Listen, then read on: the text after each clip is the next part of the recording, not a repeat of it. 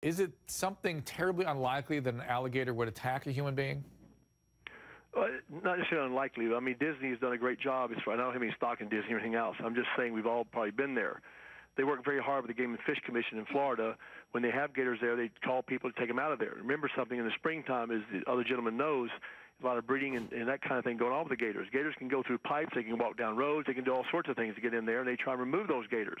But I'll tell you one thing I just heard today after all these interviews is their attorney or whoever just said that at least somebody is decent in the law profession, so to speak, on this issue. That what she said, really means a lot to me and all of us who are heartbroken with this father.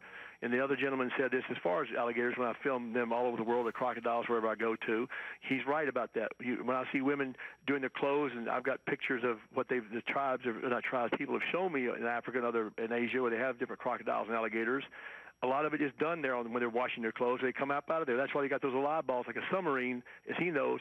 They can look out there, see what's happening, because that splashing there could have been prey for this gator. In other words, the splashing, they can feel vibrations underwater. Some people say a mile away. So if they feel those vibrations, they don't know that's a human, and all of a sudden that thing is like a bullet when he goes towards shore, as your guest just said, and he shoots up there like a rocket. And I was always been puzzled the last few hours when I heard that, it's terrible, but at least the family can have closure somewhat. And to know that the body was found intact was surprising to me, because maybe it was all the people chasing the gator going in the water to try and get the child. I don't know, but I thought for sure that they wouldn't find the youngster. But it's terrible. I do a lot of things like this when we lose friends, or it doesn't happen very often at all. By the way, you get hit by lightning or win a lottery before you get eaten by an alligator. Most alligators are afraid of people.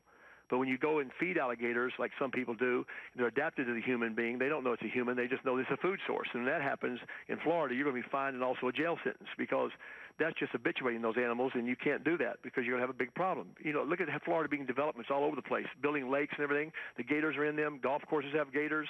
They can run 20, 30 feet faster than any human being on the planet. I've seen them.